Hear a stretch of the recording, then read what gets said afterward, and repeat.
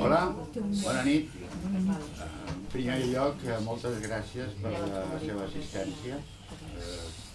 Estem molt contents de poder participar en totes aquestes xerrades que donen a conèixer a l'autor i a la seva obra.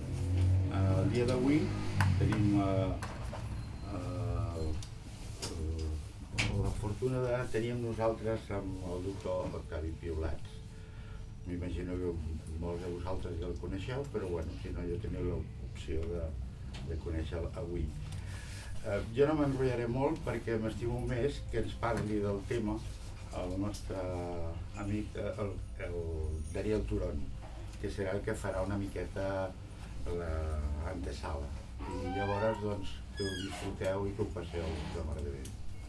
Gracias.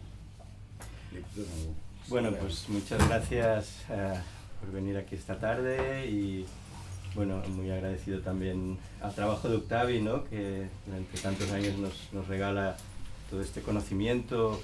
De Octavi solo comentar, bueno, ha sido doctor de filosofía dando clases de historia de la cultura y fue como el iniciador de del pensamiento ecológico, ¿no?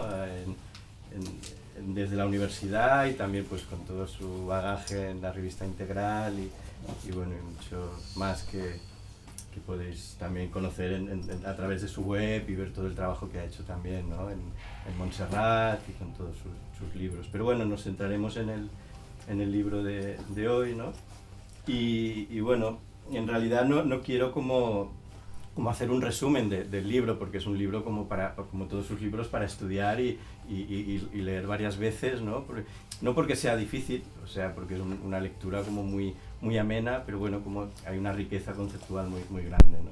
En sus libros, pero como digo, es una lectura amena y fluida y que en realidad es como para mí ha sido como un paseo filosófico por varias culturas, por varias épocas, ¿no? A través de la historia, en esta búsqueda de la evolución, de encontrar esta evolución de la conciencia, ¿no? A través de la historia también, ¿no? Y bueno, un poco comentar algunas ideas así que a mí me han parecido como me han resonado, ¿no? Y me parecía interesante compartir hoy. Una es que me parece como muy interesante cómo desgrana este desencantamiento y extrañamiento del mundo, ¿no? Que en las palabras de Octavi, del ser humano urbanita, ¿no? Que ha convertido la naturaleza en un objeto. Esto es una idea como muy esencial, ¿no? de haber convertido la naturaleza en un objeto, un lugar de verlo como esta red de sistemas vivos, ¿no? en la que vivimos, y en las palabras de Octavi mismo, que me ha gustado mucho como lo plantea como la especie planeta, ¿no? O sea, ver al planeta como una especie más dentro de las múltiples especies que habitan, ¿no? en el universo. Y entonces esta idea, haciendo un apunte, es muy interesante porque ahora se está desde los movimientos ecologistas trabajando todo lo que son los derechos de la naturaleza, ¿verdad? Entonces, como poderle dar derechos a la naturaleza como un avance ético, ¿no? Fundamental en este tiempo. Ahora, hace poco se le dio derechos al Mar Menor como la primera bioregión, el primer ecosistema en Europa que se le da derechos, ¿no? En otros países latinoamericanos también se está trabajando en esa dirección. Y bueno, y para ese cambio conceptual es muy importante pues este tipo de lecturas, ¿no? Que nos plantea Octavi, de reflexionar y meditar en eso. Él nos plantea alguna de las causas que plantea de este desencantamiento del mundo, sería pues este monoteísmo antropomórfico, ¿no? Que plantean las religiones monoteístas y que seguramente pues llevan a todo lo que es el patriarcado, el especismo y un poco lo que de alguna manera vivimos en nuestra cultura occidental, ¿no? Y bueno, y una de las soluciones que intenta rescatar es lo místico, ¿no? O sea, esta experiencia del fenómeno de lo sagrado, ¿no? Sobre todo en la naturaleza, ¿no? Es un libro que a diferencia de otros libros de filosofía, no es un libro antropocéntrico ni especista, pues porque incluye una reflexión desde la etología, ¿no? Desde el comportamiento animal también y desde la conciencia de los animales, ¿no? Algo muy interesante que pueda también hablarse así desde la filosofía. Y también hacer aquí un apunte, ¿no? Que un etólogo catalán, Jordi Sabaté i Pi, fue como paralelamente a Jane Goodall, el que demostró que los animales también pueden tener cultura. Algo que para nosotros como occidentales todavía nos cuesta entender, ¿no? Que los animales tienen cultura, que tienen conciencia, ¿no? También.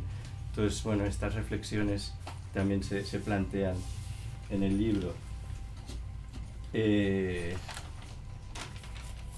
Y entonces, otra idea que me gustaría señalar, que me ha gustado mucho, son en el capítulo, uno de los capítulos que habla de las cuevas, los tótems y los egregores, en la prehistoria. Entonces planteando como esta idea de los dibujos en las cuevas, ¿no? Las pinturas, por ejemplo, en Altamira, donde representan, no solo es una representación del pasado, como de recuerdo, ¿no? Sino que en realidad también tienen la función de visionar el futuro, ¿no? De dar fuerza en esta experiencia de ampliación de la conciencia, de ver lo que realmente quieren que pase, ¿no? O sea, que suceda y darles fuerza para, en este caso, ir a la caza, ¿no? Ir a cazar los animales, ¿no? Pero también quiero señalar como esta idea de visionar el futuro, también por un apunte que me gustaría hacer, que es el tema de, actualmente en el movimiento ecologista, está como emergiendo este impulso utópico de rescatar o de visionar utopías de mundos posibles, ¿no? Porque tenemos muchas imágenes distópicas, ¿no? Que nos vienen de Hollywood, de cómo puede ser un futuro, ¿no? Pero en cambio hay que empezar también creativamente a visionar estos futuros posibles, ¿no? Y ahora pues está como emergiendo todo este impulso utópico que busca desde el arte, desde la literatura, ¿no? También todo el tema de la ciencia ficción climática, ¿no? En esta idea de visionar, de tomar fuerza en nuestras imágenes mentales de cómo puede ser un futuro, ¿no? Y esto está muy bien porque aquí se ve cómo los prehistóricos ya tenían eso, ¿no? Esa fuerza de creando esas imágenes pictóricas, hacer esas visiones, ¿no? Y finalmente, ya para terminar, bueno, señalar dos ideas que comentamos con Octavio. Una como que fue todo el tema de la importancia de las plantas también, de los enteógenos en la evolución de la conciencia, ¿no? Cómo pudieron estas plantas ayudarnos a que esta evolución de la conciencia y nos ayudan, ¿no? Que pueda darse más fluidamente, ¿no? Y la segunda, pues de alguna manera también rescatar, estuvimos comentando todo el tema positivo en las tradiciones, todo el tema de que incluso sin olvidar todas las cosas históricas que podemos ver, ¿no? Que han pasado, que no son positivas, pero también ver que actualmente muchas de ellas tienen toda un intento pues de una ecología integral, de una conversión ecológica, ¿no? Por ejemplo con el Laudato Si que vemos, ¿no? Que eso no quiere decir que cambien su doctrina, pero que sí que intentan llevar hacia esta conversión ecológica, ¿no? Y esto, bueno, comentar que yo colaboro a veces con AUDIR, la Asociación UNESCO para el Diálogo Interreligioso, y ahí hay unas jornadas que se pueden ver sobre diversidad religiosa y emergencia climática, justamente rescatando esta idea de intentar cómo rescatar las cosas de diferentes tradiciones también. Pero bueno, simplemente para terminar, señalar bueno, el entusiasmo que os puedo trasladar en la lectura, ¿no? Y relectura de los libros de Octavio, y bueno, para que nos ayuden a tener estas visiones sagradas de la naturaleza. Y aquí lo dejaría. Muy bien, fantástico. Gracias por tu intervención. Quizás os preguntaréis por qué hablamos en castellano, ¿no? El hecho es que este manuscrito ha sido ofrecido a diversas editoriales, la mayoría la han rechazado, es decir, varias editoriales importantes estaban muy interesadas en el manuscrito, pero la han rechazado cuando la han leído, ¿no? Eso es típico, a mí me pasa siempre, ¿no? Eso es algo clásico, ¿no? Cuando han visto, evidentemente, el tema de la reencarnación, etcétera, esas ideas, cuando han empezado a ver esos temas, pues el ataque al cristianismo o la crítica al cristianismo, que el Papa Francisco, que ahora parece que sea Dios y tal, ¿no? Pues tampoco es para tanto, el Papa Francisco, ¿no? En fin, y tan solo una editorial de Madrid, Mándala, que está dirigida por Fernando Cabal. Es que son dos hermanos, el Esteban y el Fernando. Fernando Cabal, que es el que se ha entusiasmado con el manuscrito, y había algún editorial que no voy a decir los nombres porque eso está siendo filmado para subirlo a YouTube y a toda España, ¿no? Pero él se ha dedicado a apoyar esta edición. Y en homenaje a él y al que estamos filmando, vamos a hablar básicamente la exposición en castellano. Después el diálogo podemos hablar en catalán, lo que sea, ¿no? Si alguien quiere hablar en catalán, claro, evidentemente. Y yo quería empezar, bueno, como Joan. ¿Dónde está Joan? Aquí. Ah, muy bien. Como Joan quería empezar, bueno, primero de eso agradecer a Joan Núñez, al señor Joan, su empeño porque finalmente se hiciese la presentación de este libro aquí. Ellos arrancan una nueva etapa en esos momentos de presentaciones y creo que vale la pena también apoyar a Epsilon. Podíamos haberlo hecho en otro sitio, pero yo cuando me hablaron de Epsilon, que es una librería que yo visitaba hace ya muchos años, ¿no? Cuando era muy joven, no lo soy, y creo que ese es hoy en día han cerrado muchas librerías, ya lo sabéis, librerías de espiritualidad y de New Age, se han ido a Norris, como dicen los catalanes, ¿no? Y creo que vale la pena pues apoyar a Epsilon, que es de las pocas que quedan orientadas a estas publicaciones. Quiero agradecer también a Daniel Turón esta introducción que ha hecho, esta reflexión sobre el libro, básicamente porque él, aparte de que fue alumno de pensamiento ecológico en la universidad, él está defendiendo siempre el tema del medio ambiente, del cambio climático, es un hombre muy comprometido con ese tema y también fue el lector del libro. Es decir, yo normalmente lo que hago, yo tengo una cierta edad ya, ¿no? Y para no desconcertarme o despegarme totalmente de la juventud, lo que hago es siempre pasar un manuscrito a alguien joven, crítico, filósofo, lo que sea, y lo convierto en lector, ¿no? Lector es aquella frase que es el que hace la lectura del texto y hace un referat en alemán, dijéramos, ¿no? Un resumen, ¿no? Y Daniel fue el lector de este manuscrito hace un año, ¿no? O 6 meses, no recuerdo. Y realmente hizo aportaciones interesantes que me gustaron, ¿no? Como el tema de señalarme la encíclica del Papa Francisco, la Laudatio Si, dedicada a la ecología, y que me parece muy interesante y que realmente por primera vez el Vaticano reacciona y mueve ficha, dijéramos, ¿no? Entonces, es un tema que también comento dentro del libro, digamos. Eso sería lo básico de los agradecimientos. También 2 palabras respecto a la inspiración de la obra. La obra está inspirada, aparte de mi biografía personal, a propósito de la biografía personal, tenemos hoy aquí a Santiago Gillol, que es uno de los fundadores de la revista Integral. No, yo soy otro ya, ¿eh? Ya soy otro, ¿eh? Pero fuiste. Ese señor nos prestó la torre que tenía en el Paseo Maragall para que pudiésemos arrancar el proyecto de la revista Integral en aquel tiempo. Hablo de los años finales de los 70 en Horta, ¿no? Y es un personaje clave. Antes se ha marchado y ha montado una historia en la naturaleza, pero antes de esto fue un personaje clave para la revista Integral. La inspiración, creo que hay 3 aspectos que me han llevado a este tema, ¿no? Primero, yo me he inspirado mucho en mis lecturas del pensamiento panteísta de Johann Wolfgang Goethe. Las obras de Goethe que he trabajado en los últimos 10 años, sobre todo las conversaciones con Eckermann y el Dichtung und Wahrheit, poesía y verdad, y los temas de los estudios científicos, algunos de los cuales ni el mismo Steiner, creo yo, menciona, ¿no?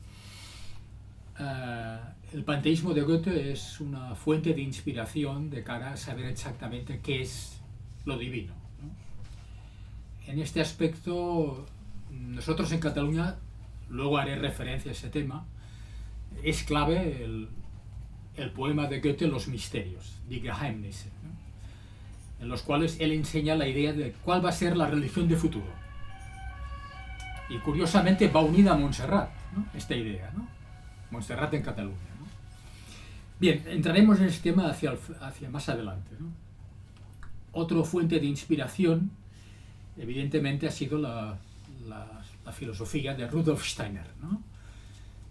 No olvidemos que Steiner tiene una época filosófica importante, que edita su tesis doctoral en Leipzig, la dedica a la filosofía de Fichte, idealismo alemán, y luego hace las obras sobre el pensamiento de Goethe, etc. Sobre Hegel escribe mucho también, es decir, hay una época filosófica interesante que yo siempre he rescatado y siempre he defendido, ¿no? Más allá de su entrada en la teosofía posteriormente, ¿no? Y luego está el tema de Hans Bender, ¿no? Yo en Alemania, cuando estaba terminando la tesis en Frankfurt en filosofía sobre Hegel, contacté con Hans Bender, que era el director del Instituto de Parapsicología de Freiburg. Durante un tiempo estuve yo siguiendo estudios y clases y viajes de parapsicología en Freiburg. En aquel entonces era el director del Instituto Grenzwissenschaften der Psychologie und andere Gebiete, es decir, un instituto dedicado a los temas fronterizos de la psicología, ¿no? Lo que yo vi y experimenté en parapsicología en aquel tiempo en Alemania cambió mi percepción en gran parte de lo que es la vida, ¿no? Sobre todo entrando en contacto con místicos y parapsicólogos de la época, ¿no? Conocí allí las obras de Staudenmayer, el famoso profesor de química de Múnich, que se dedicó, luego dejó la cátedra, se dedicó a la investigación del esoterismo y es el primer mártir del esoterismo. Él tuvo graves problemas mentales y acabó muy mal cuando era un hombre perfectamente cuerdo y normal, ¿no? Pero se atrevió a hacer una serie de cosas que nadie más ha hecho, ¿no? Y esta fue una de las investigaciones que hice yo en Alemania, ¿no? En Múnich, ¿no? Bien, dicho todo esto, vamos a intentar en 10 minutos, un cuarto de hora, explicar el contenido de este libro, de este ensayo, dijéramos, ¿no? Joan, ¿me pones el micro? Para no voy a forzar la voz y voy a hablar muy lento, y cuando hablo bajo la tonalidad, quizá gente de fuera no, del fondo no me va a seguir. No t'ayudes.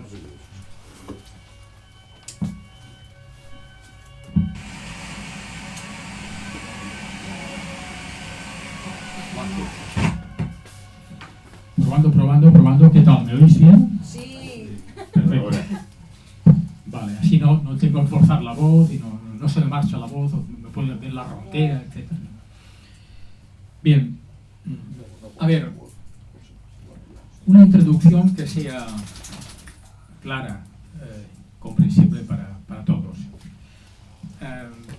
Todos los que nos movemos a nivel de defensa del medio ambiente y de la ecología, siempre hemos pensado que el responsable de la crisis ecológica y de contaminación que estamos viviendo en todo el mundo, en Gaia o en Gea, como queréis llamarlo, la responsabilidad recae básicamente en la era industrial por un lado y por otra en el paradigma o en el modelo de socioeconómico de desarrollo y de consumo que tenemos en Occidente.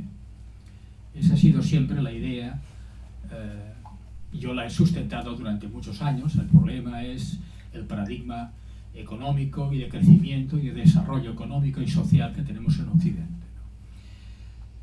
Sin embargo, con los años he llegado a la conclusión que sí, este paradigma es responsable, pero solo parcialmente. Detrás hay otros dos modelos que tienen una gran influencia, ¿no? Que es la ciencia y la religión. Dicho así, ciencia, tecnología y religión. Del tema de la ciencia le he dedicado algunos libros al tema, no voy a entrar ahora. La tecnología occidental no es totalmente neutral. Siempre se dice que la ciencia, que la tecnología y la ciencia son neutras. No sostengo esta opinión. Hay tecnologías que de base ya intrínsecamente son negativas para la salud del hombre y del medio ambiente. Por lo tanto, no son neutras. La misma ciencia ha sido muy criticada a nivel filosófico, sobre todo por el idealismo alemán, y es otro de los factores importantes. Pero hay un tercer factor que en general poca gente se mete en esos factores, que es el tema religioso, ¿no? El tema religioso, que es el tema del cristianismo, el islamismo y el judaísmo, es decir, los grandes monoteísmos occidentales. La tesis de este libro va enfocada aquí, para encontrar las raíces de cómo cristianismo, islamismo y judaísmo tienen una relevancia en los valores semi-inconscientes que tenemos y que contribuyen de forma importante a la crisis ecológica que estamos viviendo. Sobre todo porque despotencian el concepto de lo sagrado. Esa es la tesis que yo manejo de defensa, digamos, ¿no? Esta tesis va unida a otra tesis, que es que la palabra religión es engañosa, de origen latino. La palabra lo sagrado es mucho más antigua que la palabra religión. La podemos localizar ya en el Paleolítico y en las culturas del Neolítico, y conlleva una serie de connotaciones semánticas que nos hace comprender más el fenómeno religioso que no el cristianismo o el islamismo o el judaísmo, ¿no? Bien, ese es el programa del ensayo. Claro que dedico también una introducción al tema de la religión y los animales. Para mí los animales tienen un proto-impulso religioso. Y eso lo tenemos porque vivencian la muerte, el fenómeno de la muerte lo vivencian emocionalmente, y también vivencian los enterramientos. Hay diversas clases de mamíferos que entierran a sus congéneres. No de una forma tan sistemática como nosotros, pero lo realizan, ¿no? Y luego también los animales tienen percepciones paranormales. Por eso hablaba yo de Hans Bender y de Freiburg, ¿no? De los experimentos que vi allí con animales, sesiones espiritistas, cómo reaccionaban los perros delante de las sesiones espiritistas, etc., ¿no? Bien, pero digamos los animales, nos llevaría muy lejos el tema de los animales. Cuando uno se enfrenta a este ensayo, tiene un primer problema, que es el cual yo me enfrenté con ese primer problema. ¿Qué es el problema? Si quieres encontrar el tema de las raíces del problema ecológico en la religión, antes tienes que saber qué es la religión. ¿Qué es el fenómeno religioso? Nosotros creemos que lo sabemos. Tenemos religiones, etc. Bueno, yo he sido discípulo de Raymond Paniker y hemos estado discutiendo ese tema muchas veces, ¿no? Pues es complejo. O sea, yo hablaría de fenómeno religioso. Yo aquí sigo más a Johann Wolfgang Goethe, ¿no? El fenómeno religioso es muy complejo y tiene que ser interpretado. Y el fenómeno religioso, en ámbitos de las antiguas religiones, abarca muchas cosas. Apariciones de finados, problemas energéticos, magia, entre comillas, visiones, intuiciones. O sea, hay una fenomenología religiosa muy interesante que no la encontramos en las religiones convencionales. Los monoteístas, esto lo tenemos en grandes autores como Rudolf Otto, por ejemplo, insisten que cristianismo, judaísmo y grandes monoteísmos han regenerado, han limpiado de lo sagrado, de lo antiguo. Había mucha cosa que no era religiosa. O sea, las religiones modernas han expulsado del concepto de religión a una serie de elementos de lo sagrado que para mí son fundamentales para crear una nueva religión. La cosa va por aquí.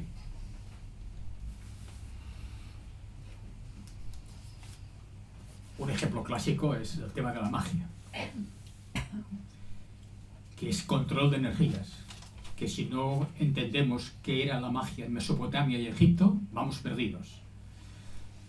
Tanto en Egipto como en Mesopotamia, los fenómenos Heka, los fenómenos paranormales y los fenómenos energéticos tienen poco que ver con lo que los griegos entendían por magia.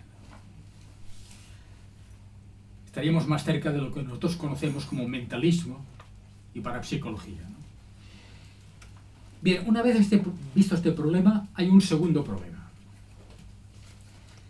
El segundo problema es la posición que tiene la filosofía occidental con respecto a la religión. A ver, claro que hay filósofos religiosos, Jacques Maritain y cristianos. Hay parte de la filosofía que está muy abierta a la religión, sí. Pero los grandes filósofos están muy cerrados a la religión. Kant, Hegel, Marx, Freud, son grandes críticos de toda la religión.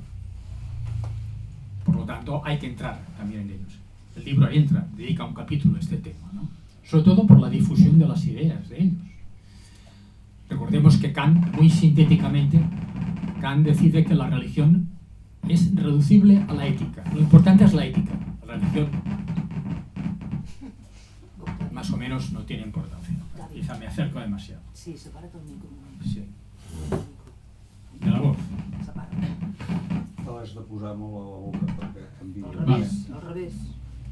El té aquí. Pero más fijo, ¿no? Más fijo. És que canvia, sí. Sí, sí, tienes razón. Si gires, gira el micro. Sí, tengo que hacer como Frank Sinatra. My Way, hablando de todo. Bien. ¿Dónde estábamos? Habíamos dado en Kant, sí. Immanuel Kant, que como dice Machado, con una mano en la mejilla todo lo llegó a saber, Tatarín de Königsberg, ¿no? Immanuel Kant reduce la religión a la ética, a la moral. Una posición, ¿no? Pero esto no es explicar lo que es la religión. Hegel lanza la famosa tesis de la conciencia infeliz, que tanto fascinó a Sartre y a Simone de Beauvoir y compañía, ¿no? La conciencia infeliz, ¿qué es la conciencia infeliz? Pues es nada más y nada menos que proyectamos nuestros deseos, nuestras proyecciones y nuestras necesidades existenciales en un cielo que existe solo en nuestros pensamientos, vacíos. Marx todavía va más allá. La religión es el opio del pueblo, es la compañera de los reyes y de los gobiernos dictatoriales, etc. Sirve para entretener al pueblo y hacerle creer, es cómplice de la política, lo viene a decir Marx. Por lo tanto, tiene que ser eliminada de la sociedad. Esto Putin no lo ha seguido, por cierto. Y finalmente está Freud, que dice que es un problema psicológico, ¿no? La religión es un problema que viene del complejo del padre, de la muerte del padre, etc. Y es una neurosis que debe ser curada. Se puede curar esta neurosis religiosa. Entonces, aquí entramos en ese tema. No voy a extenderme en el tema de la religión, pero ese es un tema que trato también en un capítulo del ensayo, ¿no? Entonces, ¿cómo enfocamos pues el tema? El tema lo enfocamos recuperar lo que es lo sagrado, y por lo tanto dedico 2 grandes capítulos a qué era lo sagrado en el Paleolítico, que creo que es de lo que estoy más contento, porque culmina unos estudios de 20 años sobre el Paleolítico, sobre la moral del Paleolítico, sobre los fenómenos extraños del Paleolítico. Esto lo hago en diálogo con la antropología cultural, ¿no? Antropología cultural que conozco bien, ya que yo fui el titular hasta hace 3 años, titular de antropología filosófica en la Universidad de Barcelona. Y por lo tanto me discutí hasta la muerte con los antropólogos culturales también de la Universidad de Barcelona. Bien, luego entramos en Egipto, explicamos lo que es Deser, el lenguaje de Egipto, que es lo sagrado en Egipto, que es muy interesante en el sentido de que es la primera cultura del Calcolítico, de la Edad de Bronce, que proyecta una serie de ideas nuevas muy diferentes de lo sagrado del Paleolítico, ¿no? Y luego entro en el politeísmo heleno, intento localizar lo que es lo sagrado en Grecia, sobre todo tratando de escaparme de la avalancha, cuidado con los móviles, de la avalancha de helenismo que ha sufrido Europa en los últimos 3 siglos. O sea, si hay algo en las universidades, si hay algo clásico, es que tenemos grandes filósofos y filósofos que conocen Grecia, ¿no? Empezando por mi maestro primero en la facultad cuando era muy joven, Emilio Lledó, ¿no? Entonces son dominadores del tema griego, pero hay un problema, que es que no se ocupan de los temas mistéricos, ni mágicos, ni nada de ese aspecto. Vosotros leéis los grandes Czernis, Hölscher, Hugo Hölscher, hasta el mismo Heidegger, los grandes dominadores de Dodge, por ejemplo, ¿no? O Guthrie, ¿no? En Inglaterra, ¿no? Pasan de puntillas sobre temas de la religión, de lo sagrado. Ahí está la clave del tema. Y luego entro, evidentemente, a hacer un estudio del monoteísmo, básicamente centrado en el cristianismo. El islamismo lo toco muy poco, más que nada es la visión judeo-cristiana. No entro mucho en la vida y hechos de Jesús, porque es un tema de discusión constante. Si me preguntáis para mí personalmente, cada vez estoy más convencido de que Jesús no murió en la cruz. Esto es ya poco a poco, después de 20 años de estudios y de hablar con filólogos, etc. Y sobre todo, leerme las comunicaciones de la Universidad de Tel Aviv. Si queréis saber sobre Jesús, lo importante es leerse los protocolos de la Universidad de Tel Aviv, ¿no? Lo que están sacando en esos momentos sobre el tema de Jesús, ¿no? En los últimos 5 años. Bien. Después de esos temas, pues, tengo que entrar en positivo y construir la tesis de lo sagrado, más o menos como ya entender qué es lo sagrado y qué es la religión. Y la respuesta, en el tema de lo sagrado, entro en las visiones, las hierofanías místicas de todos los reformadores axiales. ¿Qué son los profetas? Hablando claro. Los reformadores axiales es una frase de un filósofo alemán, de Karl Jaspers, que entiende la filosofía a través de aquellas personas que no escribieron nada, pero cambiaron el mundo. La gente que realmente cambia el mundo no escribe, ni reflexiona, ni hace metafísica, como yo. Eso es verdad. Yo soy siempre teórico en el tema, ¿no?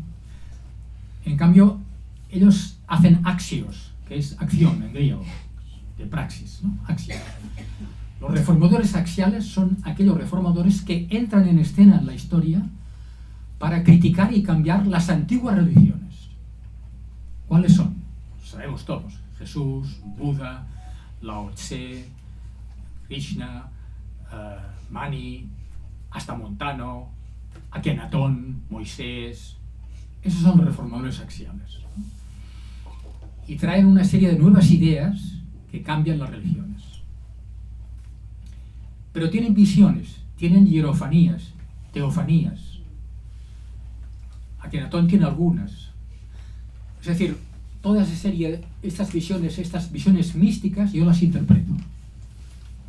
Y de aquí extraigo lo que es lo sagrado realmente.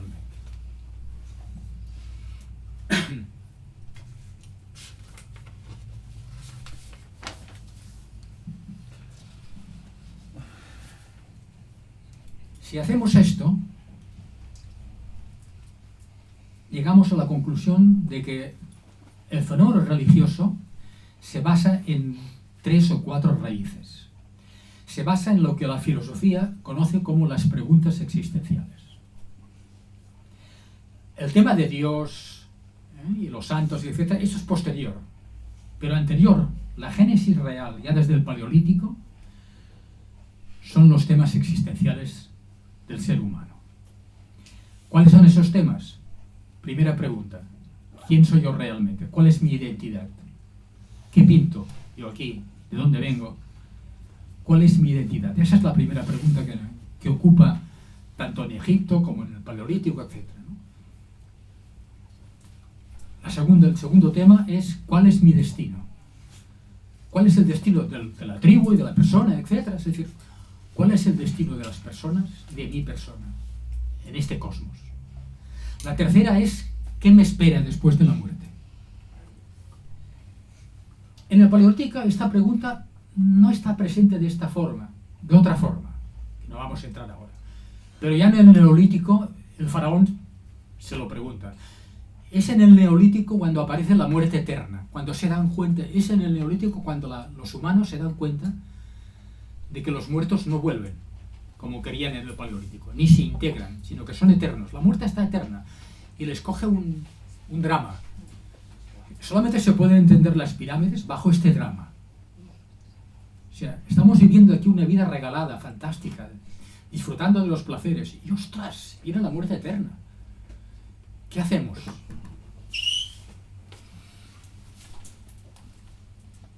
Y la cuarta pregunta es, ¿cuál es el origen de todo esto? ¿Cuál es el mantenimiento que nos lleva hacia lo divino? Es decir, las preguntas existenciales son la raíz del fenómeno religioso. Eso explica, damos una respuesta al tema. Pero en positivo, lo sagrado, ¿qué será? Lo sagrado se basa en 4 focos. Uno que es el foco del problema de la muerte y de los enterramientos. El culto a la muerte. El segundo es el problema del panpsiquismo, las energías de contacto entre las personas. Y mire que utilizo una palabra de Giordano Bruno, panpsiquismo. Giordano Bruno defendió la magia hasta sus últimos días. Por eso lo quemaron. Si vais a Roma alguna vez y vais al Campo di Fiori, está su estatua allí. Y lo pone. En 1600, Giordano Bruno, por la Inquisición, fue ajusticiado por defender la reencarnación y la magia. El cuarto foco es el tema de la moral. La ética, las leyes, las normas forman parte también de lo sagrado. Y el cuarto tema es el tema de lo divino, el origen y el mantenimiento de las cosas, ¿no? Pero hay un problema final, que es que si aceptamos que podemos deducir lo sagrado de las visiones místicas de los grandes profetas y de los grandes personajes históricos, ¿qué hacemos con las visiones negativas? ¿Qué hacemos con el demonio? Cuidado, que hay muchas visiones negativas de estos profetas. Mahoma en la cueva del Hira, de Gira, la Égira, resulta que se le aparecen 3 personajes que él en principio cree que son ángeles, pero no lo son demonios. Y acaba rechazándolos. Jesús en el desierto, ¿qué hace? Tiene las primeras visiones e intuiciones y aparece el diablo, personificado en un espíritu maligno. Y así continuamos, ¿eh? O sea, Buda, debajo de la higuera, le pasa lo mismo, el genio maligno, Montano también, Mani, el gran personaje. Mani es un profeta sensacional. Pitágoras. Es decir, nos encontramos con que hay una serie de visiones negativas, diabólicas, que hay que aclarar. Ese es otro tema que encontraréis en el ensayo. Y es importante porque esto nos lleva al problema del mal. El mal es, para mí, y lo es para la filosofía, un problema irresoluble. Perdón. No hay forma de escaparse. Aquí hemos fracasado todos. Kant, Hegel, Marx, hasta Schopenhauer. A pesar de que dice que no, pero también. ¿Por qué? Sencillamente porque tema de mal es un desafío tremendo. Le dedico un capítulo. Es decir, yo sostengo la tesis que el mal no es ignorancia solamente, que lo es, pero no solamente. No es ideología, que lo es, pero no solamente. Sino que hay una clase de mal que es espiritual. La palabra espiritual está demasiado manoseada últimamente. No todo lo espiritual es positivo, cuidado. Y hay algunas clases de males que son espirituales, ¿no? Y el mejor ejemplo es, naturalmente, el nacionalsocialismo. Hoy en día tenemos textos y hay cartas de los gerifaltes nazis, en este caso de Himmler y del mismo Hitler, pero sobre todo de Himmler,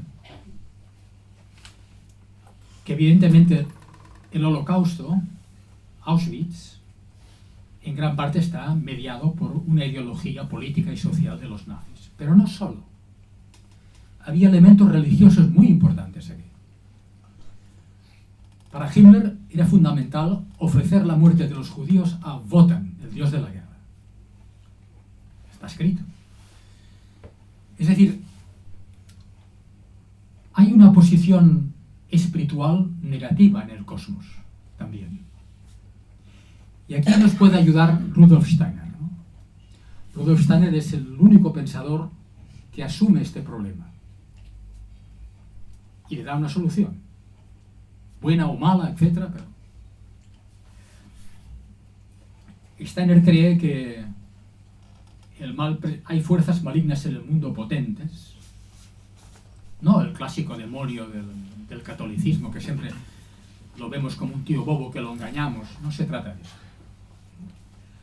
Hay personajes, fuerzas cósmicas involutivas. Y si no entendemos esto, seremos siempre víctimas de inocencia. Bien, para terminar pasamos pues a los elementos de una nueva religión. ¿Cuáles serían los caminos para una ecorreligión, visto esta visión de que lo sagrado es superior a lo religioso convencional? ¿Cómo encajamos todo esto? Naturalmente necesitaría otro ensayo. Le he dedicado un capítulo final y nada más. Evidentemente no he podido desarrollarlo mucho, ¿no? Aquí la inspiración es Johann Wolfgang Goethe. Vamos a hacerlo en clave catalana, dijéramos, ¿no? Es decir, vosotros sabéis que en 1800 un viajero alemán, Guillermo de Humboldt, viaja a España, baja al País Vasco y para saber que allí hay una gente que habla vasco y hay que saber qué es el vasco, viaja a Sagunto y pasa por Montserrat, ¿no? Montserrat, sube a la montaña, visita las ermitas, visita el monasterio, vuelve a París, tiene un encuentro con Jean-Jacques Rousseau y se le ocurre escribir un ensayo sobre Montserrat. Un ensayo, yo diría, en conexión con el idealismo alemán de Berlín y de Leipzig, ¿no? Claro, el idealismo alemán básicamente es panteísta, por lo tanto entiende un Montserrat de su perspectiva panteísta. Este ensayo se publica en Alemania, en Berlín, y Johann Wolfgang Goethe recibe un ejemplar de este ensayo. Porque este ensayo está inspirado en un poema de Johann Wolfgang Goethe que se llama Los Misterios. Goethe lee el ensayo sobre Montserrat y está de acuerdo que Montserrat puede ser un símbolo para la nueva religión.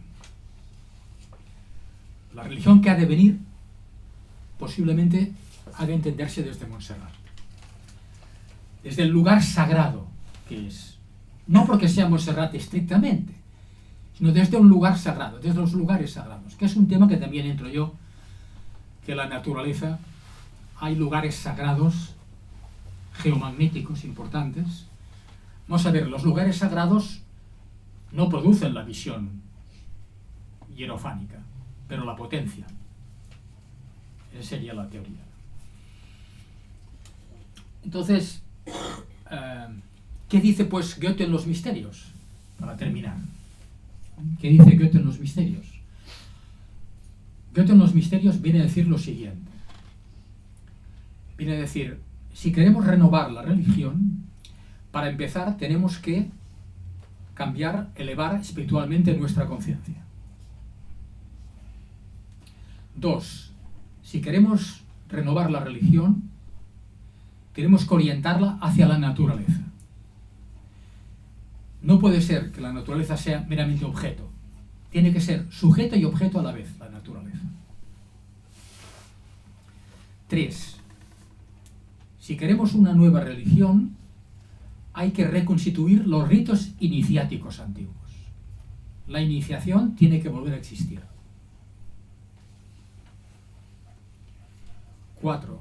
Si queremos una nueva religión, es importante entender lo que dijeron los profetas axiales, no lo que los otros, el dogma, la Biblia, etc., dice de ellos, sino lo que dijeron y actuaron. Y finalmente, si queremos una nueva religión, tenemos que tener una teoría de la inmortalidad muy clara. Y para esto es importante renovar la reencarnación. Termina diciendo que el símbolo de nuestra nueva religión tiene que ser, como dicen los Rosacruces, la cruz y las rosas. Porque este poema está escrito también bajo la égida Rosacruz, que era la época que él se movía por la logia Amalia de Berlín, etc. En fin, creo que esto es suficiente para que os animéis a leer el ensayo. Muchas gracias a todos.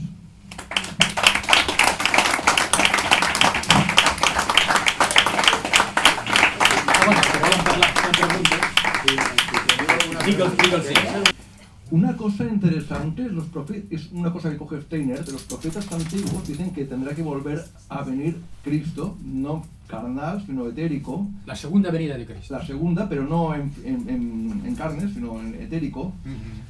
Y eso está también relacionado, creo, con el tema de que la subjetividad de la religión, es decir, eso, el Montserrat, solamente cuando tengas Montserrat dentro en de el ti, interior, es cuando podrás. Eso también Schelling también habla también de la nueva venida de Cristo, sí, que entonces cierto. reinterpreta Cristo no solamente con Cristo, sino con la profecía esta, de que tiene que volver. La segunda venida, sí. Entonces todo esto también tiene que ver con los nuevos misterios que estén diciendo hay que volver a los antiguos, sino crear unos nuevos. Crear unos nuevos, evidentemente. Y todo esto está en el punto central, el Goethe. En Lo los has comentado misterios. muy bien. Eso está en los misterios. Es un poema largo, 10 o 12 páginas, pero yo lo tengo traducido, poema, y tengo un estudio sobre el poema. No he encontrado una editorial. El problema es que no hay editoriales, ¿no? Bueno, el libro mío, Goethe en Montserrat, lo edité en castellano. Hay una edición en catalán, se lo envié a los monjes de Montserrat y me lo rechazaron. Bueno, dijeron que bueno, no sé qué, es que ahora estamos en un momento y tal, ¿no? Bueno, está claro, es una visión panteísta, por lo tanto ellos no la iban a aceptar, ya contaban con eso. No sé qué tengo que contestarte, eso son anotaciones tuyas, ¿no? Sí, bueno, anotaciones de los que he comentado, pero bueno, el tema este del romanticismo que coge, el tema del... Yo no creo que la segunda venida de Cristo, y luego cómo lo reinterpreta Steiner, como la necesidad de unos nuevos misterios y la renovación de la religión, no volviendo atrás, sino viendo adelante. Sí, no, yo me oriento, evidentemente. Y luego hay una especie de antropomorfismo, pero no en el sentido clásico de que Dios es como nosotros, sino que nosotros somos como Dios, que es lo que buscaba Kepler en el cosmos, no una mecánica, sino escuchar lo que oía Pitágoras, la música del cosmos, que nosotros somos un microcosmos geométrico, ¿no? No sé si tú puedes decir lo que... No, bueno, es que claro, comentas tantas teclas, ¿sabes? Que, que aquí lo único que te puedo decir es que, a ver, tema es el tema del cristianismo, ¿no? O sea, a ver, Steiner, yo no sé si Goethe estaría de acuerdo con Steiner en algunas cosas. Sí. No sé. ¿Oyes bien? Sí, ¿Se llega bien? sí. Que tiene un problema de... Si nos ponen el micrófono. Sí, bueno, sí, porque él no oye. Sí, sí, vale. sí, sí, que oye muy mal. A ver, yo no sé si realmente hay una discrepancia, por lo menos una diferencia entre Goethe y Steiner, que es que Steiner es más cristiano y Goethe es menos cristiano. Y yo me muevo más hacia Goethe que hacia Steiner, en este aspecto, dijéramos, ¿no? Para clarificar, ¿no? El mismo problema lo tuve con Raymond Paniker, ¿no? Los dos sosteníamos cosas parecidas, pero él era más cristiano que yo, dijéramos, ¿no? Y ese es el tema, ¿no? Entonces, en la segunda venida de Cristo, bueno, suponiendo que Cristo haya tenido esta trascendencia tan importante que le da Steiner, ¿no?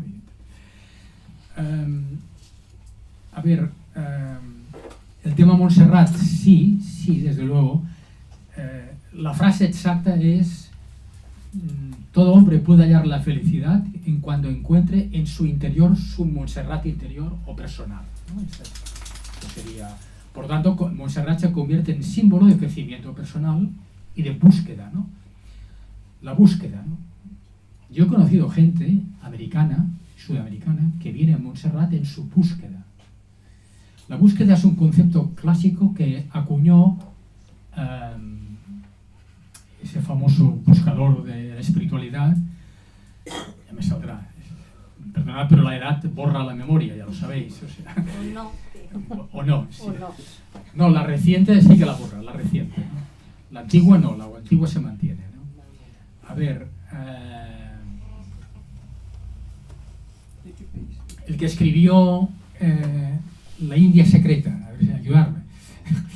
El que escribió La India Secreta, Paul Brunton. Paul Brunton. Bueno, sí, me acuerdo, pero llega más tarde. Bueno, los románticos. Bien, es decir, la búsqueda es esto, ¿no? La búsqueda interior. Brunton fue el que preconizó y dijo que toda la juventud europea tenía que empezar una búsqueda. De aquí vieron las novelas del Somerset Maugham, Alan Watts era un discípulo de Paul Brunton, etc., ¿no? No sé, no puedo decirte más porque has tocado teclas. Si me meto con todas las teclas de la música de las esferas, Pitágoras, es un tema complicado, ¿no? Pues, Bueno, moltes gràcies per la conferència, a mi m'ha encantat. I la pregunta que li vull formular és aquesta necessitat que hi ha de crear una nova religió emergeix perquè realment religió, religare, realment és, per mi la religió ha involucionat a l'ésser humà, per mi. És una opinió molt subjectiva. Sí, no, és una I llavors, jo la meva pregunta va més enfocada per saber la seva opinió personal, més enllà de la que s'opina més oficial, no?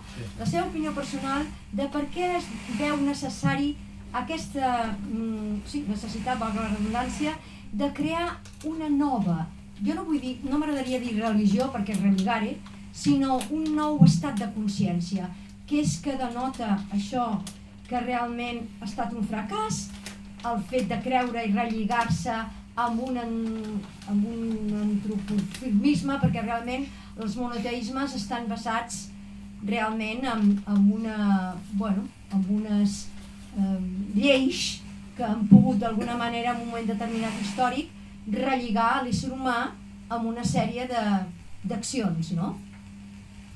Jo la meva pregunta, més que res, que també jo m'enrotllaria i no vull, és la seva opinió personal, si me la pot donar i li agrairé, el per què creu que emergeix aquesta necessitat de crear una nova religió. Gràcies.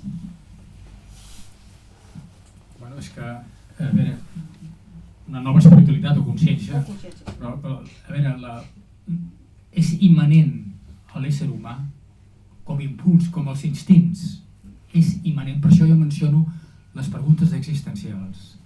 És a dir, l'home es pregunta, quan apareix en el cosmos, es pregunta què pinto jo aquí. Això és la religió. És el que estic dient en el llibre.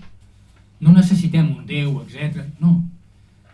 Hi ha unes preguntes antropològiques nostres personals que són les que ens mouen existencialment. L'origen de la religió és el que després farà la religió, el que muntaran amb el dogma, amb els llibres, etc.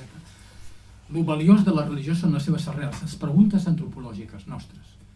Vull dir, què pinto jo aquí, a la mort què passa, etc. Això, el meu destí aquí, doncs, quin serà, etc. Hi ha una realitat amagada. Hi ha un visible i un invisible en la natura o no hi ha un visible i un invisible? Que és la idea que... És a dir, la religió és... Hasta els animals tenen això. Animals, éssers, tota criatura en el cosmos té aquest protoimpuls religiós.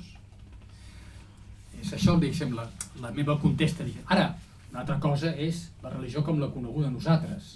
A partir, evidentment, del neolític, els grans imperis, etc., els profetes, etc. Ja hi som, no? Llavors aquí sí que entraríem amb la idea de que hi ha molts aspectes negatius a aquestes religions dogmàtiques, no? Vostè mencionava el monoteisme, no? El Déu d'Abraham, el Déu de Jesús, etc. És un Déu exclusiu, no inclusiu, sinó exclusiu, exclueix tot el resto de les coses. I amb l'exclusió de totes les altres coses arranca, s'emporta la natura, perquè la que tanques el politeisme et carregues la natura també al mateix temps. Aquest és el tema, no? O sigui, el valiós del politeisme era el respecte a la natura, perquè les forces arquetípiques estaven integrades a la natura.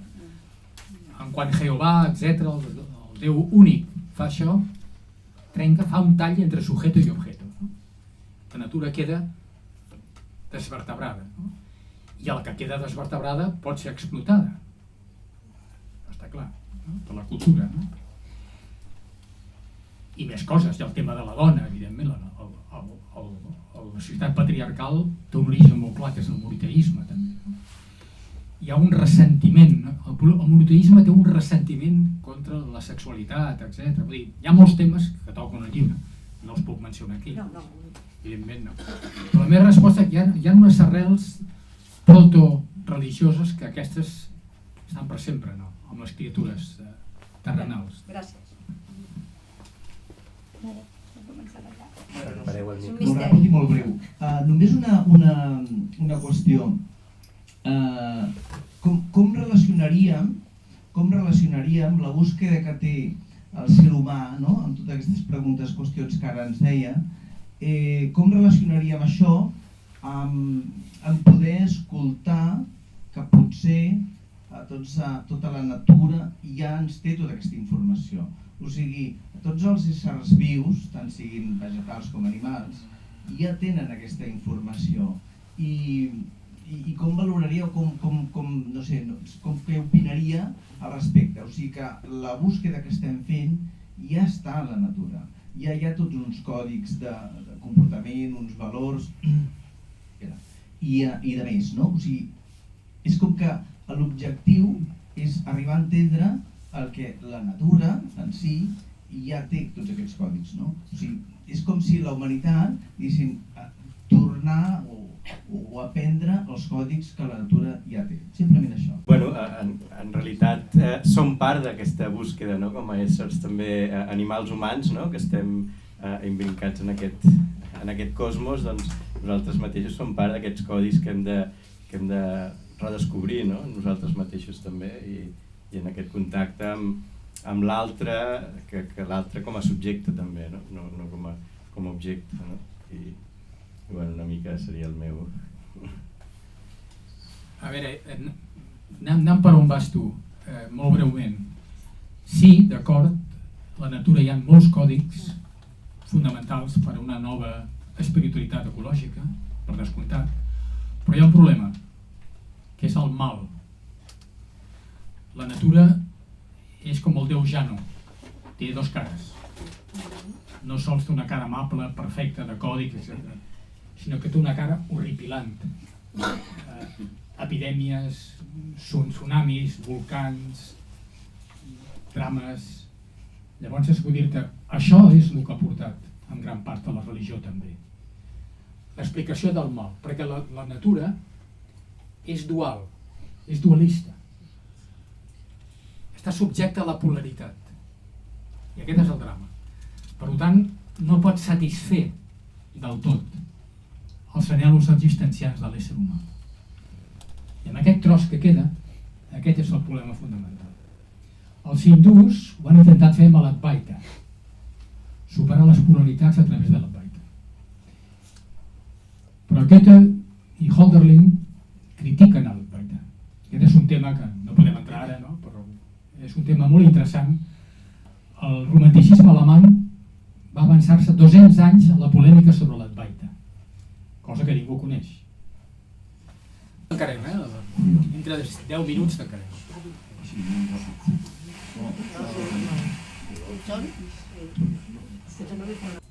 Digues, bueno, abans que tot, digues, fiques un eco davant de la religió.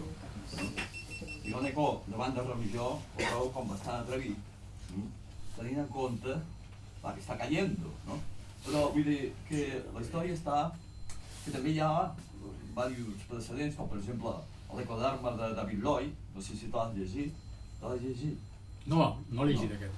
He sentit, l'he comentat, però no l'he llegit. Doncs jo te'l recomanaria que te'l llegis. Perfecte. Perquè, bueno, ficar un eco davant, que per mi eco vol dir llar planetària, per mi eco vol dir llar planetària, i jo subscriveixo com tu, diguéssim, el panteisme, bàsicament d'Espinosa, però diguéssim que trobo que després t'embranques amb Goethe, no? Dient això de la reencarnació, perquè això, diguéssim, després hi ha Kant, no? Que diu la religió segons la mera raó, no? Sí. No sé si t'has llegit aquest, suposo que sí, aquest sí. Hombre, l'he traduït. Bueno, doncs això, la meva... De Vernunft innerhalb der Grenzen der bloßen Vernunft. Perdona, die Religión innerhalb der Grenzen der bloßen Vernunft. La religión dentro de los límites de la mera razón. Tampoc, no sé si t'has llegit tampoc la religió del futur de Ken Wilber, que, d'alguna manera... M'he llegit molt de Ken Wilber, però aquesta no. Però m'he Aquest llegit obres d'ell. llibre de la religió del futur és bastant gruixut. Doncs, però què volies preguntar tu? Això és que estem així una mica. La meva crítica, acabo de dir la crítica. Jo no pregunto, jo faig una crítica. Però has llegit el llibre? L'has llegit? A veure, jo he escoltat el que tu m'has dit. Ah, el que he explicat, A perdona. veure, em sembla bastant el que tu m'has dit. Doncs, parles de la reencarnació com una reelaboració. Això, diguéssim, fer un intent de lo que ja va criticar Spinoza, per mi em sembla una tonteria. Una tonteria envers a un possible ecoactivisme ecoreligiós, per dir-ho així. Em sembla una tonteria. Per què? Perquè la reencarnació és com dir, vés a saber, és una hipòtesi, és una superstició. Per tant, diguéssim, estem traicionant l'esperit panteista de Spinoza, que és l'autèntic. Vale. Jo he fet una exposició d'un resum somero. Les tesis les desenvolupo en el llibre. Tinc que explicar-te el llibre si tinc que contestar les preguntes que tu em fas, m'entens? L'únic que t'he dit és que algunes de les teves preguntes porten a explicar-te moltes coses que jo he escrit en el llibre i que no puc desmenuçar-te. Ara bé, jo no estic d'acord. A l'últim hi ha un capítol que és sobre el panteisme i critico la filosofia d'Spinoza, perquè estic en desacord amb gran part. Quan estava Hegel i quan va estar Schelling amb Spinoza, estaven en desacord, perquè Spinoza no té en compte l'individu, la individualitat, té una visió globalista. I aquesta és la meva resposta, ja en tenim prou. Jo n'afegiré una. Tampoc podem quedar-nos en el dogma de pensar que la reencarnació no existeix, no? I creure que no existeix quan no podem saber si existeix o no existeix, perquè a més també hi ha molts estudis que s'han fet i s'han escrit llibres en molts casos on sembla que pugui ser, que existeixi. Llavors, bueno, és una cosa que queda com a moltes de les coses de la religió en un espai, però no és perquè em respongui res, és simplement això. La gran qüestió és l'ecoètica. Va vostè?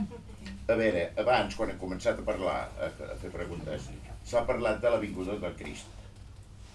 Llavors jo, que soc curiós una mica de tot això, resulta que hi ha dues possibilitats. Una que vingui l'individu, el personatge Jesucrist, aquí a la Terra a fer el que hagi de fer, i una altra que en lloc de venir Crist, tot Cristo, sentiríem una il·luminació esperal, crística. M'entens què vull dir? Ho enteneu? Vull dir, perquè ja callo, ja no dic res més. Ho enteneu què vull dir? Les dues possibilitats. Que ens tornem tots com una mena de Crist col·lectiu, o que vingui l'individu que diuen. Torno al micro. Molt bé. Yo tengo una pregunta, Octavio, es, a ver, tu opinión, en el momento en el que estamos,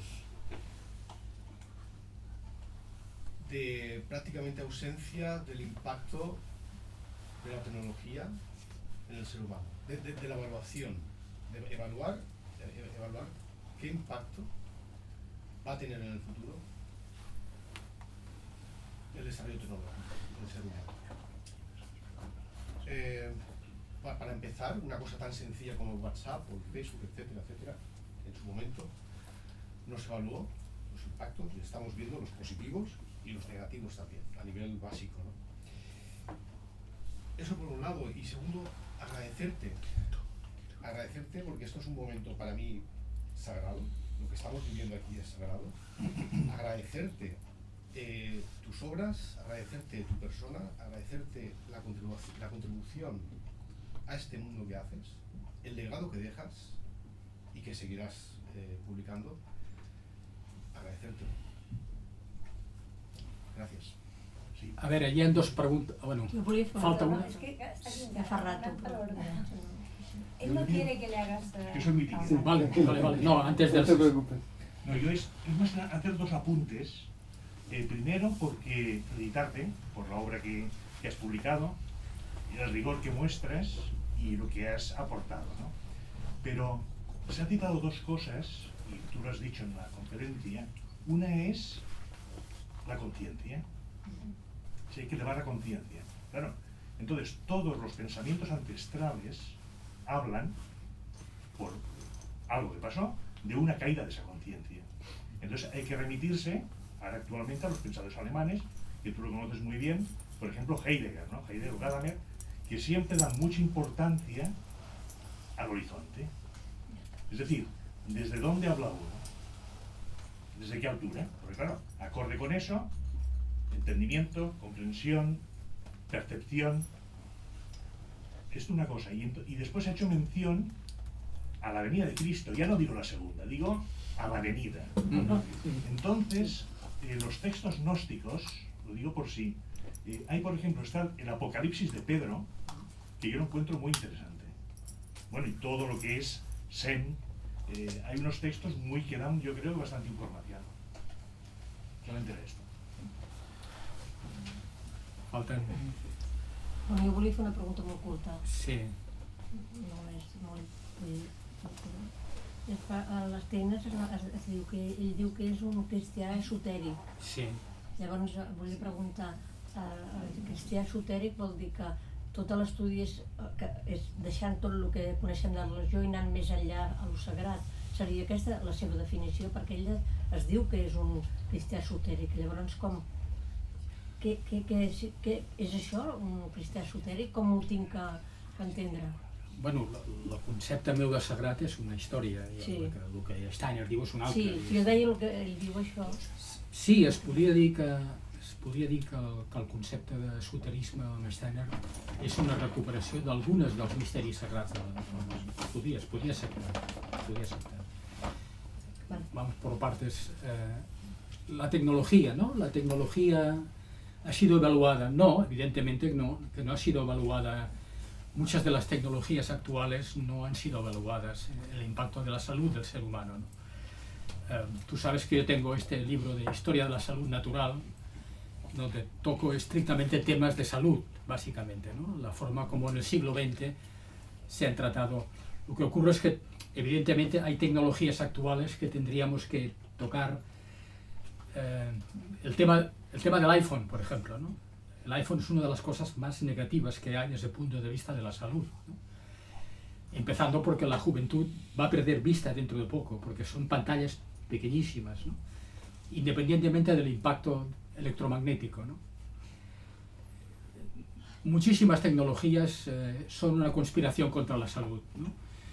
¿Cuándo saldrán? ¿Cuándo tendremos esto? No sé.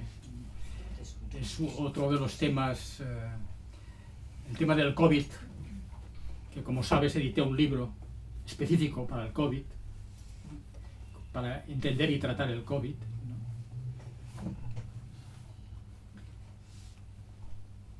Y por otro lado, pues agradecerte que entiendas este momento como sagrado, ¿no? Por descontado, ¿no? Te lo agradezco profundamente, que veas que esta reflexión nuestra forma parte también del espíritu religioso, ¿no? Que tenemos aquí, ¿no? Y había otra persona, creo, en la segunda venida de Cristo, ¿no? Sí. Bueno, esa ha sido una frase de Jordi Ortega, este señor que está aquí. Esto lo dice Steiner. Steiner indica que en el futuro el impulso crístico, que sería el segundo que usted decía, aparecerá no como persona, sino como fuerza etérica en los seres humanos, ¿no? Llegará un momento que con la evolución de la conciencia, y ahora entraré al tema de la conciencia, con la evolución de la conciencia hacia lo suprasensible y lo más espiritual, llegará un momento que sentiremos dentro de nosotros, conectaremos con el impulso crístico. O sea, la fuerza etérica de Jesús vendrá de nuevo a nosotros cuando hayamos desarrollado una conciencia espiritual. Sí. Se parece un poco a la teoría del Maitreya. Maitreya, sí, claro, sí. Sí, bueno, desde una óptica hindú es otra historia, pero sí. Desde luego hay una historia muy interesante con Steiner y Maitreya, ¿no? Pero bueno, no vamos a entrar. Aquí sí, un apunte que se dice que creo que es Thich Nhat Hanh, pero igual me equivoco, que el próximo Buda será un colectivo, una comunidad, ¿no? Que en realidad, a mí me gusta siempre hacer una broma, que todo en el universo se autoorganiza, ¿no? Vemos como los átomos se autoorganizan en moléculas, las moléculas en estructuras más complejas, hasta llegar a los organismos multicelulares, ¿no? Lo único que en el universo no está siendo capaz de autoorganizarse es el ser humano, ¿no? Entonces, bueno, quizá ese es el punto, digamos, de donde tenemos en nuestra iniciación como seres humanos, reconocer los límites del planeta, los límites de la humanidad y tener una identidad colectiva de ciudadanía, ¿no? En esta capacidad de autoorganizarnos como seres humanos, ¿no? Y un poco eso sería pues también esa idea de comunidad y colectivo y de compartir también, ¿no? En lo común. El señor de la barba, ¿cómo te llamas? Yo, Fernando. Fernando, creo recordar, pues, mi memoria estaba con otros, creo recordar que estabas comentando lo de la conciencia, ¿no?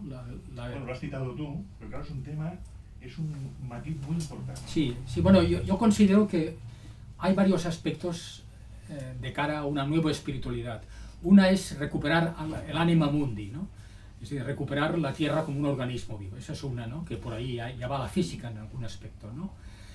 La otra, evidentemente, es mirar de introducir ideas científicas nuevas, ¿no?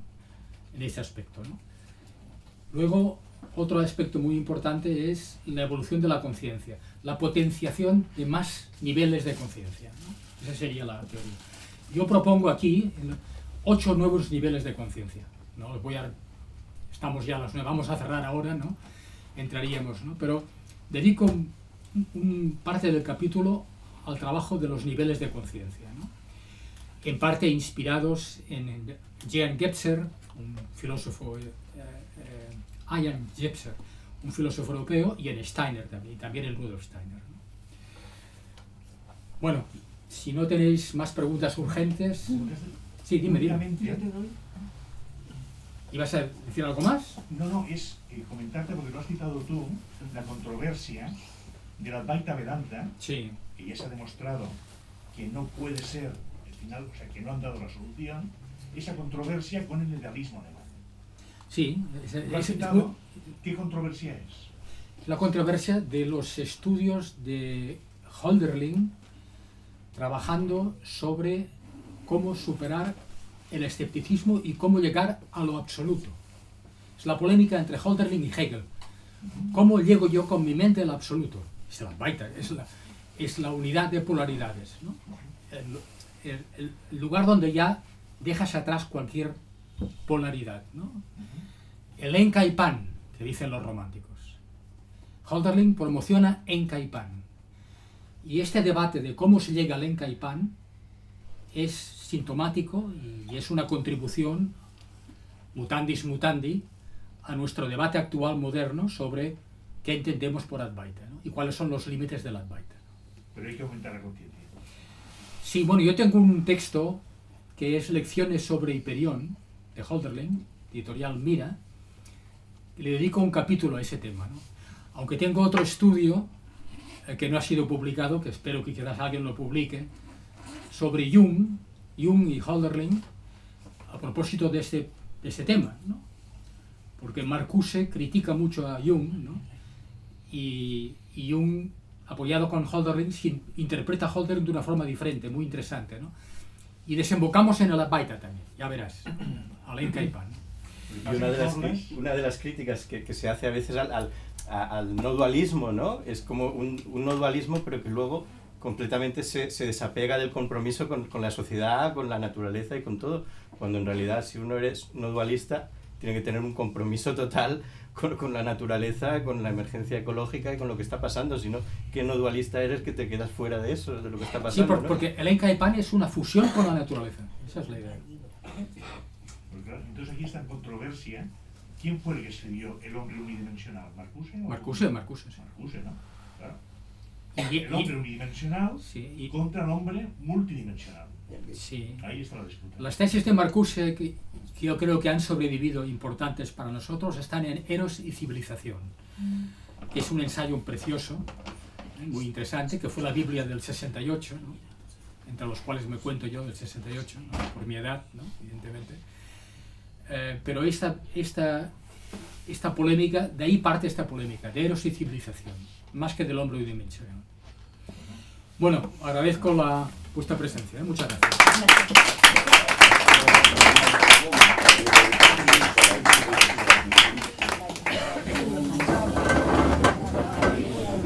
Y aquí tenéis los libros y... Bueno, los libros, ¿eh?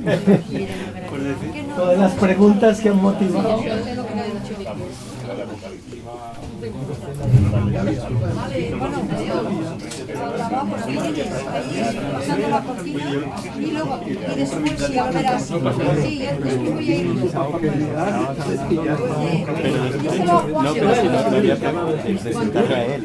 Yo iba diciendo, ha sido él el que ha hablado de Sí, he sido yo. Bueno, ya escribiré alguna cosa como lo diga.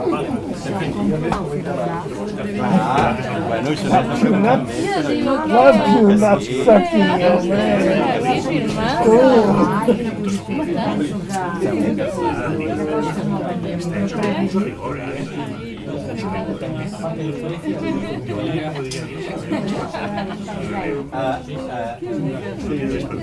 el libro que me ha costado a veure, teníem la taula aquesta. Què tal? Deixa'm recordar-te ara... Sí.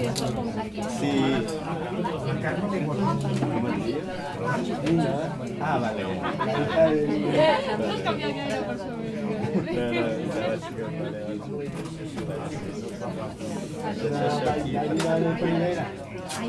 Ah, que vosaltres coneixeu de Girona, no? Sí, sí. La maestra, ¿eh? La maestra. Sí, sí, sí.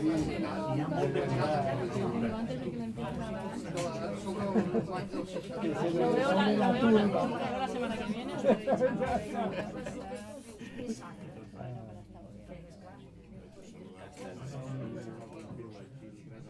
¿Has podido grabar bien todo? Sí, yo creo que sí. Adiós, José, para